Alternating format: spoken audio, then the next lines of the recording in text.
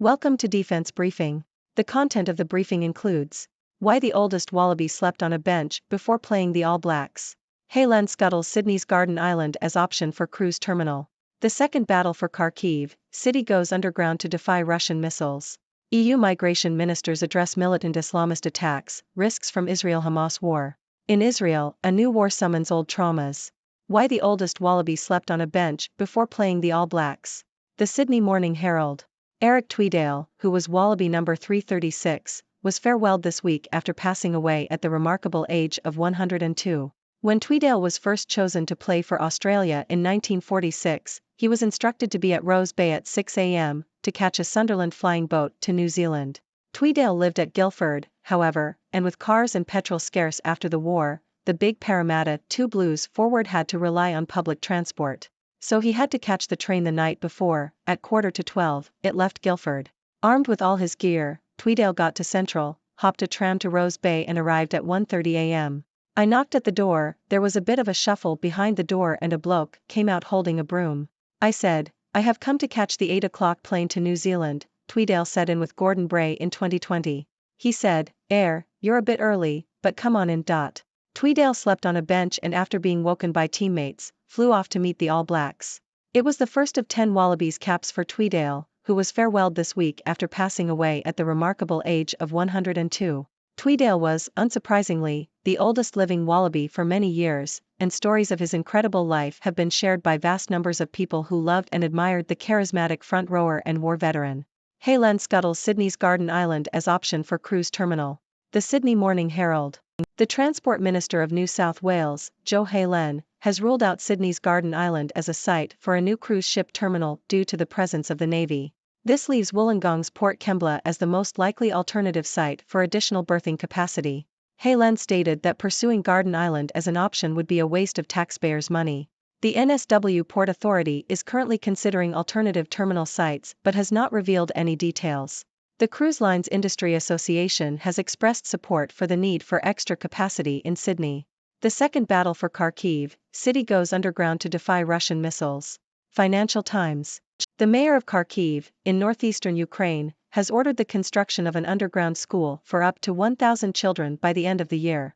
The move is part of a wider shift towards a subterranean city, aimed at increasing security and enticing back those who fled during the conflict.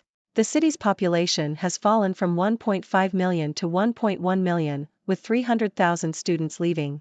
In addition, there are concerns that the city's businesses will move to safer areas of the country. Despite the ongoing conflict, Kharkiv has developed a thriving tech sector, which grew by 10% in 2022, partly due to a shift towards defense tech. The Kharkiv IT cluster is still open for business, although the sector has been affected by the loss of highly paid engineers. The mayor is also working with architect Norman Foster to develop a regeneration plan for the city. EU migration ministers address militant Islamist attacks, risks from Israel-Hamas war. Reuters. European Union migration ministers are due to meet to discuss improving security within the bloc following recent deadly attacks in France and Belgium. Some member states have called for tighter borders, increased repatriation of foreigners, and new agreements with African nations to prevent refugees and migrants from reaching Europe. The ministers will also consider the potential impact of the conflict between Israel and Hamas on internal security within the EU.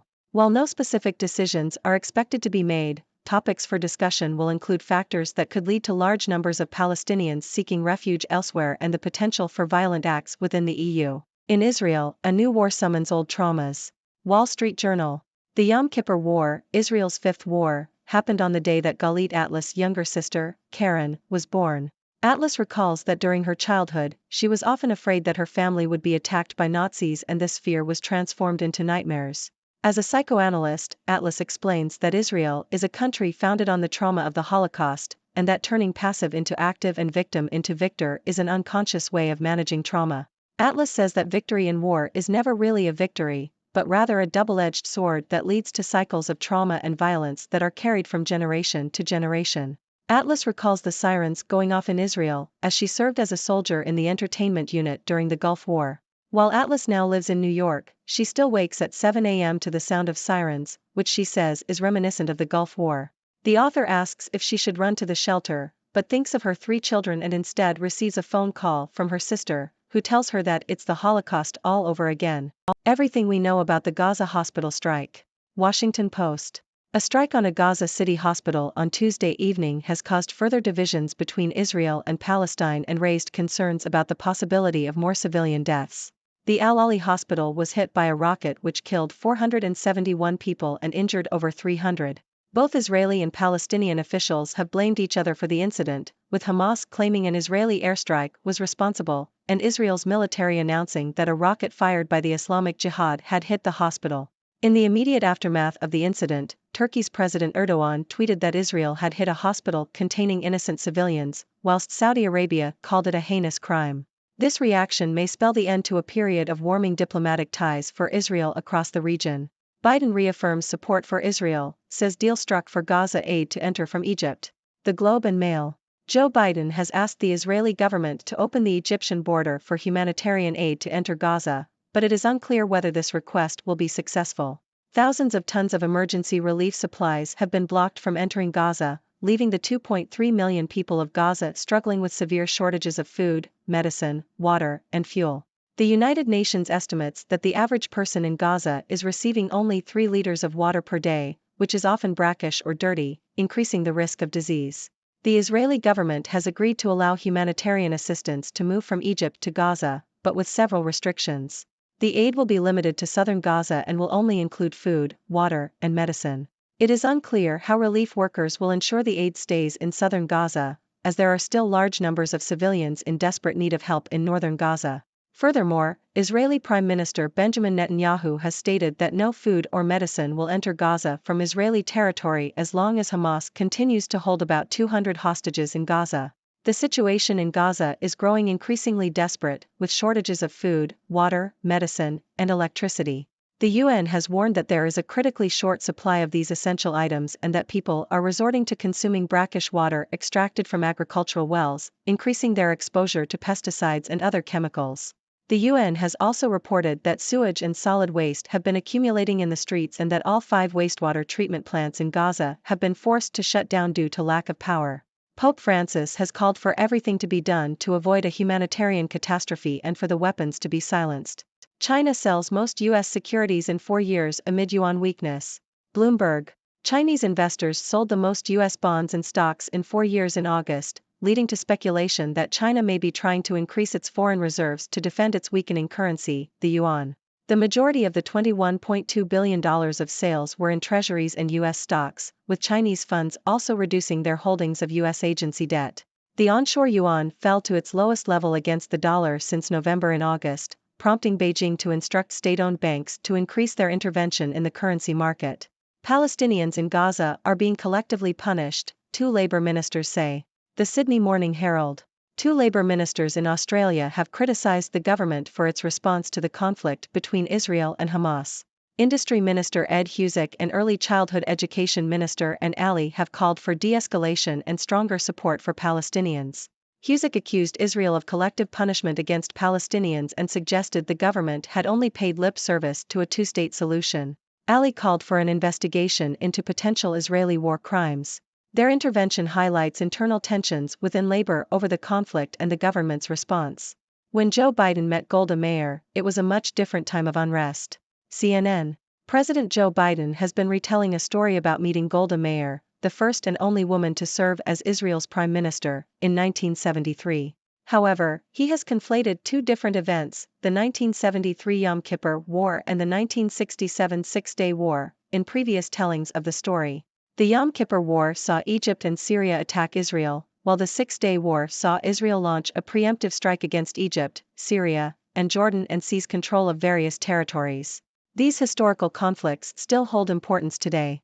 Ladies and gentlemen, I am Dr. Six from the 6 Degree World, your resident observer here on 6 Degree Briefings. Today, we have quite a diverse range of news to discuss, from the oldest wallaby sleeping on a bench to the underground city of Kharkiv. But before we dive into the analysis, let me introduce myself. I am Dr. Six, the humorous and witty observer who loves to bring you the latest news and share my thoughts and observations. Now, let's start with the heartwarming story of Eric Tweedale, the oldest wallaby who slept on a bench before playing the All Blacks.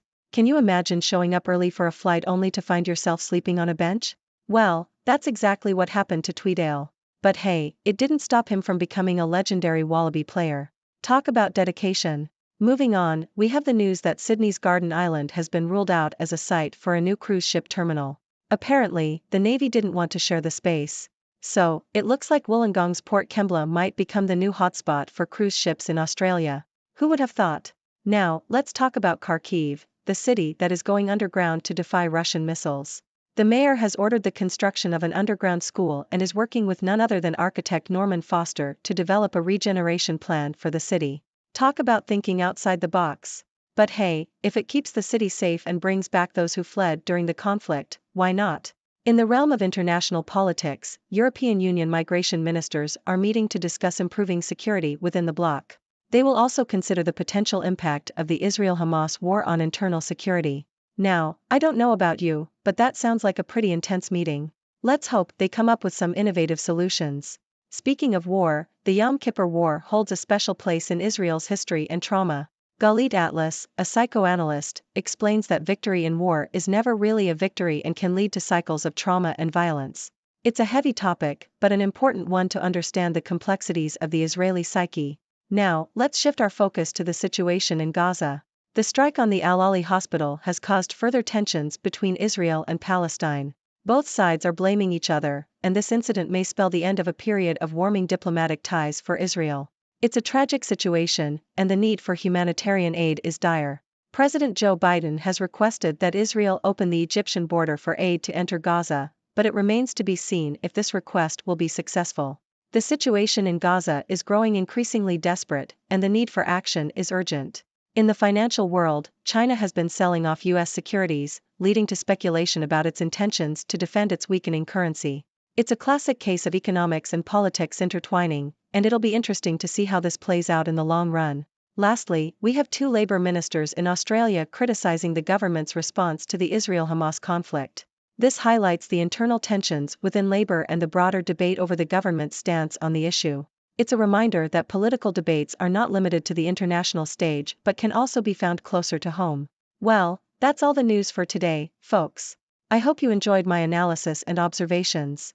Now, it's your turn to join the discussion. What are your thoughts on these news stories? Do you have any questions for me? Let's keep the conversation going. Thank you for tuning in. The content above showcases the latest briefing reports and analytical synopses, thoughtfully curated by the 6Do team. These insights stem from a wide array of reputable media outlets, think tanks, government sources, and specialized experts worldwide. We encourage you to explore these sources for a comprehensive perspective. Keep in mind that while the content may not always align with the official standpoint of 6Do Brief, it's not meant to be taken as absolute directives for decision-making. Comprising seasoned media professionals, learned scholars, and accomplished scientists, the 6Do team embodies a trailblazing, fully independent media entity.